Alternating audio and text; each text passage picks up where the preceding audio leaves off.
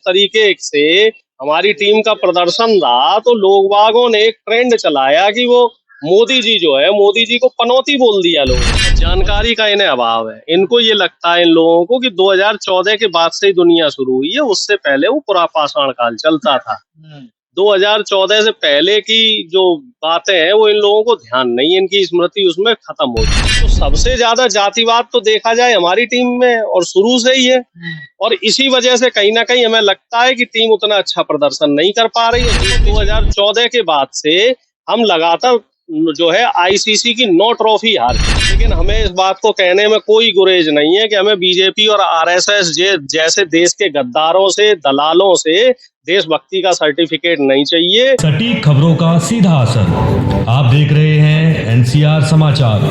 जिसकी जैसी भावना हो, नियत हो, वो आदमी उसी तरह की बात करे। कैसी भावना है सुधीर चौधरी? इन लोगों को क्या है, इनका जो विचारधारा है बीजेपी से, पूरी बीजेपी और आरएसएस से ओतप्रोत विचारधारा है। बताइए, खेल में भी आरक्षण घुसेड़ रहे हैं, जबकि जो इनका कंटेस्ट था, जो रेफरेंस जो ये लेके चले थे, वो था दक्षिण अफ्रीका का। और जानकारी का इन्हें अभाव है। इनको ये लगता है इन लोगों को कि 2014 के बाद से ही दुनिया शुरू हुई है, उससे पहले वो पूरा पाषाण काल चलता था। 2014 से पहले की जो बातें हैं वो इन लोगों को ध्यान नहीं है, इनकी स्मृति उसमें खत्म हो चुकी है। अब दक्षिण अफ्रीका 1992 से क्रिकेट खेल रही है, और 92 से अब तक का इतिहास देख लो, कभी भी सेमीफाइनल से आगे नहीं बढ़ी, कभी क्वार्टर फाइनल में रुक जाती है और कभी सेमीफाइनल में। और वहाँ आरक्षण जो है वो 2015 से लागू हुआ, 5 खिलाड़ी उन्हें रखने होते हैं। और मैं ये मान के चलता हूँ कि दक्षिण अफ्रीका की टीम ने इस बार भी अच्छा प्रदर्शन किया। पिछली बार की तुलना में देखा जाए तो जैसा प्रदर्शन पहले था वैसा ही प्रदर्शन अब था, बल्कि इस बार थोड़ा और अच्छा लग रहा था उनका। तो भारत में तो रिजर्वेशन नहीं है ना, आरक्षण नहीं है ना क्रिकेट में, तो अब कैसे हार के सुधीर चौधरी अब कैसे जवाब देंगे इस बात? नहीं, अब ये बात तो सुधीर चौधरी से पूछी जाए।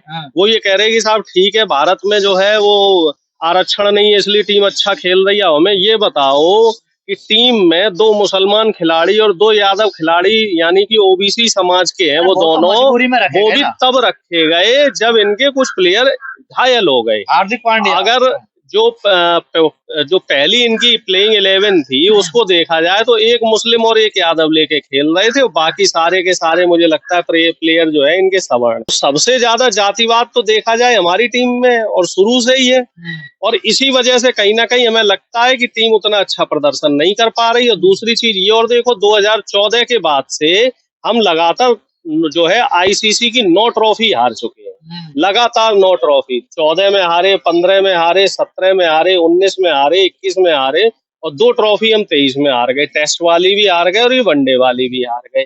और दुर्भाग्यवश ये देख लो, या फिर ये कह लो संयोग, ये देख लो कि 2014 से ही मोदी प्रधानमंत्री है। तो कहीं ना कहीं ये संयोग बन रहा है, और हमारे देश की जनता भी अब चाह रही है। कल जो जिस तरीके से हमारी टीम का प्रदर्शन रहा तो लोग बागों ने एक ट्रेंड चलाया कि वो मोदी जी जो है, मोदी जी को पनौती बोल दिया लोगों ने। शर्म इन्हें कहाँ से आएगी? जो आदमी जेल जा लिया हो, दलाली के केस में तिहाड़ जेल रह गया हो, जिन्होंने अपना धर्म ईमान बेच दिया हो, उन्हें किस बात की शर्म आएगी? भाई जाट समुदाय से आते हैं, जाट पहलवान खिलाड़ी यहाँ पे बैठे थे आंदोलन में, तब सुधीर चौधरी कभी आया? जो व्यक्ति अपनी जाति का नहीं हुआ, किसान आंदोलन में जाटों का के ऊपर इतना अत्याचार हुआ, इतने जाट किसान मारे गए, तब सुधीर चौधरी कुछ बोला? तो हम तो ये मानते हैं कि जो आदमी अपनों का नहीं हुआ वो देश का क्या होगा। तो ये कह रहा हूं कि इस तरह के जितने भी पत्रकार हैं, इन्होंने किसी ने भी एक लफ्ज नहीं बोला। ये सब के सब लोग जो है देश के पहलवानों का, किसानों का, जवानों का, सबका अपमान कर रहे हैं। ये लोग असल में बोला जाए तो ये लोग देशद्रोही लोग हैं।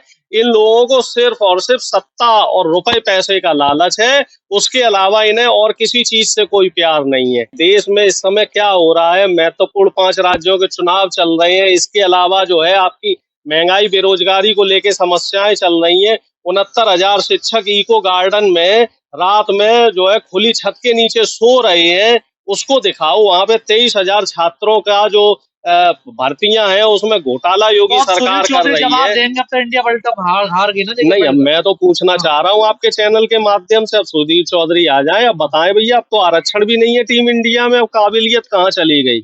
कहाँ जो कसीदे पढ़ रहे थे खिलाड़ियों के, तो उन खिलाड़ियों का एकदम से जो खराब प्रदर्शन हुआ है तो उस पर सुधीर चौधरी क्या कहेंगे?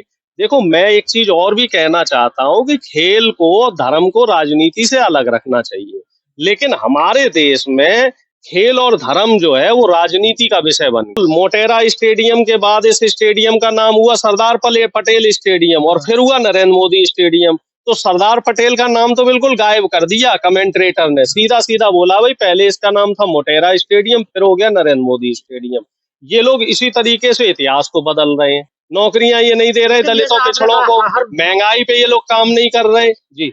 हर मुद्दे पे धर्म को जोड़ दिया जाता है। जो लोग भविष्यवाणी कर रहे थे, बाबा खासकर से यज्ञ कर रहे थे, जिन्होंने कुंटलों घी फूंक दिया, उनका क्या होगा? भाई देखो, दुर्भाग्य की बात है, हमारी टीम और हमारे देश के जो पोंगा पंडित हैं, ये सब यज्ञ कर रहे थे, और उधर ऑस्ट्रेलिया वाले पूर्व कप्तानों को बुला के रिसर्च कर रहे थे, पिच को पढ़ रहे थे, पिच के मिजाज को समझ रहे थे, हर प्लेयर के खिलाफ क्या स्ट्रेटेजी बनाई जाए, कौन जो है वो शॉर्ट पिच बॉल खेल लेता है, कौन बाउंसर नहीं खेल पाता है, कौन स्लोअर खेलता है, किसकी कमजोरी जो है वो स्पिन है, किसकी फास्ट है, कौन किस तरीके का टेक्निक पे खेलता है, इस पे रिसर्च कर रहे थे।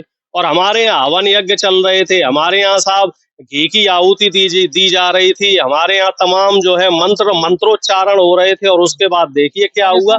और इसी पोंगा पंडिती में हमें लगता है, इसी जो धर्मांधता है, इसी की वजह से कल मैच आ रहे हैं। कहीं ना कहीं अगर हम लोग भी उतनी रिसर्च कर लेते, ऑस्ट्रेलिया के जो प्लेयर हैं उनके खिलाफ अगर हम इतनी खुल के स्ट्रेटेजी बना लेते, तो शायद परिणाम कुछ और होते, क्योंकि हमारे पास कोई भी स्ट्रेटेजी नहीं है। लेकिन हमें इस बात को कहने में कोई गुरेज नहीं है कि हमें बीजेपी और आरएसएस जैसे देश के गद्दारों से, दलालों से देशभक्ति का सर्टिफिकेट नहीं चाहिए।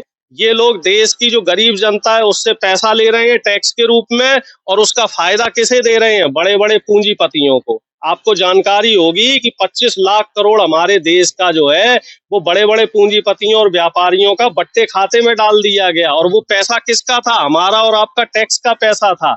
उस पैसे से इन्होंने अमीरों को जो है बड़ी बड़ी प्रॉपर्टी उनकी बना दी, बड़े बड़े उनके कारखाने बन रहे हैं। अब बिजली जो भी हम ले रहे हैं, हमारे देश में सबसे महंगी बिजली है, और वो बिजली में बता रहे हैं कि अडानी जी का कोयला जाता है।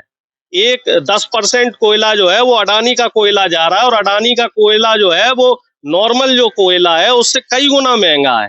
तो ये स्ट्रेटेजी जो है बीजेपी आरएसएस के लोग बना रहे हैं, और मीडिया इसमें आग में घी का काम कर रहा है, मुद्दों से भटका रहा है कि साहब आरक्षण से देश कमजोर हो रहा है, साहब मुसलमान जो है वो देशद्रोही है, साहब दलित जो है वो देशद्रोही है, साहब पिछड़ा जो है वो देशद्रोही है। जबकि असली देशद्रोही जो है वो मनवादी मीडिया है और बीजेपी आरएसएस के लोग हैं।